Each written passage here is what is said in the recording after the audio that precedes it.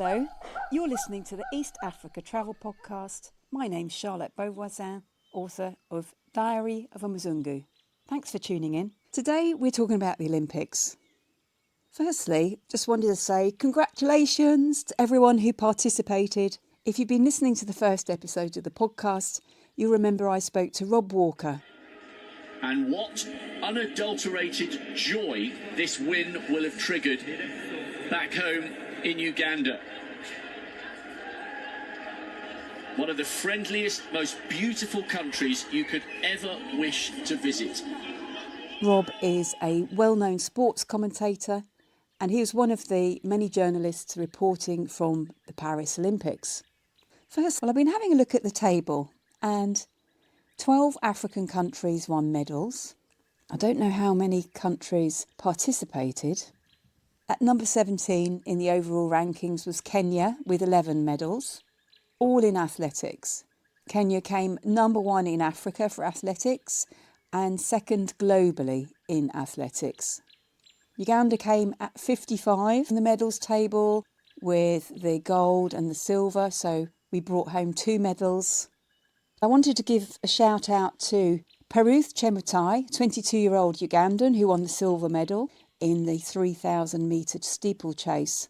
A little fact for you here, Chemutai was the first Ugandan woman to ever win an Olympic medal when she won the gold in Tokyo. Biggest congratulations to Joshua Cheptegei for winning gold in the 10,000 metres. Joshua is from eastern Uganda and he's won more Olympic medals than any other Ugandan athlete in history. He is the 3-time 10,000 metre world champion, and in Tokyo he won a silver for the 10,000 metres and a gold for the 5,000 metres. Another world champion who's definitely worthy of a mention is Victor Kiplangat. He was Uganda's best finisher at the Paris 2024 marathon. He came in 37th place. It was an Ethiopian who took the gold medal, so congratulations to Tamirat Tola for the Paris 2024 men's marathon. So the 12 African countries who won medals were, in order, Kenya, Algeria, South Africa, Ethiopia, Egypt, Tunisia, Botswana, Uganda, Morocco, Côte d'Ivoire, Cabo Verde and Zambia. Poor old Zambia. Unfortunately, when your name begins with a Z, you end up at the bottom of the medal table. They were joint 84th with Côte d'Ivoire and Cabo Verde. Another interesting fact for you, 8 countries were in joint 84th place. I watched quite a lot of Olympics this year, and it was really amazing to see how Great Britain, the land of my birth, did in the medals, and we came 7th overall. And when you listen to the athletes thanking their friends and family, the words national lottery came up a lot. And good for them, you know, I wouldn't wish things otherwise, but it's just a stark reminder of how we fund sport in Great Britain. And Uganda doesn't have any of that. It just makes me a bit sad, really, that we have so much talent in Uganda, and I know many, many people who run, and they're just not getting the chance to represent their country. And it's a reminder that the rankings don't reflect the talent on the ground. The rankings reflect how much countries invest in their sportsmen and women. I just wish Ugandans and other Africans had those equal chances, because there should be far more than 12 African countries appearing in the list of medalists. Moses Otiti is a Ugandan friend of ours who was at top of his game in a number of sports, including tennis. I think he was number 2 in Uganda at one point, and he was very disillusioned by the lack of support for the game. He got a place to play in an international tournament, and there was no money to cover the cost of his flight.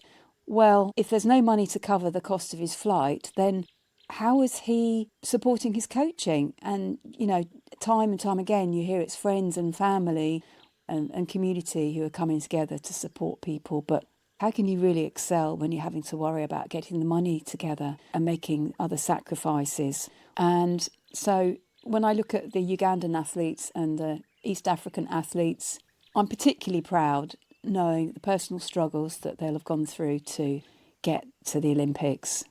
We hear of similar stories where someone is fated when they come back to the country after having a win, and the president of whichever country gives them a car or something. Well, the car's great, but who's going to pay for the fuel for the car?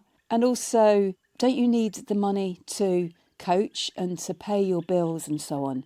It's all great to celebrate somebody when they achieve, but how are they actually going to manage to achieve in the first place unless you support them when they're nothing and no one?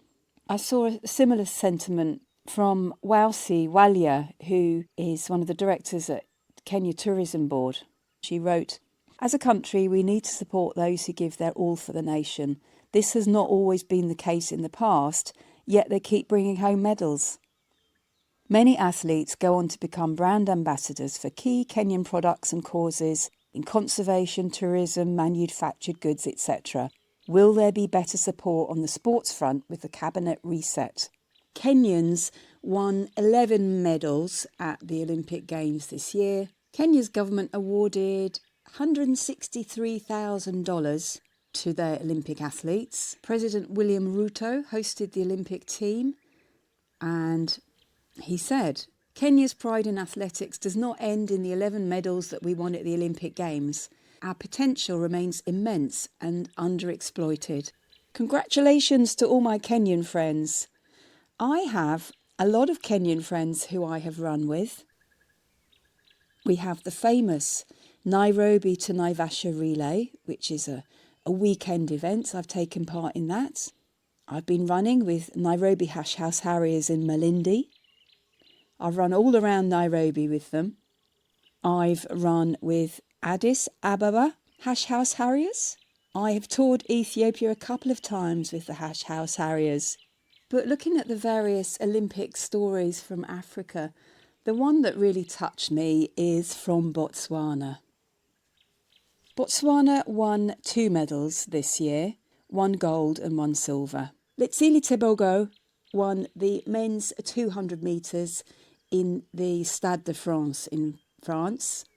It was Africa's first 200 metre title. He became the 5th fastest man in history over the distance. President Masisi of Botswana said Letsile's achievement was deserving of the nation to pause and celebrate him in a most unique, appropriate and responsible manner that will be etched in the annals of the history of the Republic. Masisi had posted that his voice was completely gone from shouting encouragement in the television as he watched Tebogo win in 19 minutes and 46 seconds. The president announced that there was going to be a public holiday. Yeah, everyone in Botswana got a half-day public holiday the day after the country's win at the Olympics. And there's an absolutely joyous celebration in a national stadium that was filled with people singing and dancing and cheering for the whole team when they returned to Botswana from Paris. And that's what it's all about, isn't it? Celebration of a life and achievement. Anyway, I really enjoyed watching the Olympics this year, and it was just wonderful to feel a small part of that, just watching it on TV. And if you are a runner or even a fast walker, we have a wide range of marathons and fun runs that you can take part in across East Africa. We have marathons, 42k as we call them. We have the half marathon or the 21 kilometre races. We have 10k, we have 5. One of my favourites is the Chininga Marathon and Triathlon in Uganda, fundraising for children with disabilities in fabulous countryside next to a luxury lodge overlooking a lake. We have the Mount Rwenzori Marathon in Kasese, bordering Queen Elizabeth National Park in Uganda. There is the Great Ethiopian Run in Addis, Ethiopia. In Kenya, there's a run through Lewa Conservancy. If you're into running, and you don't have to be a pro at all, but if you like running somewhere new with different groups of people, you can book a trip around a run.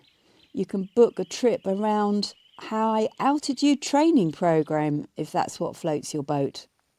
One of the reasons that East Africans excel in running is that we're at high altitude. Kampala's at 1,000 metres. Sunbird Hill, Kibale Forest, is 1,300.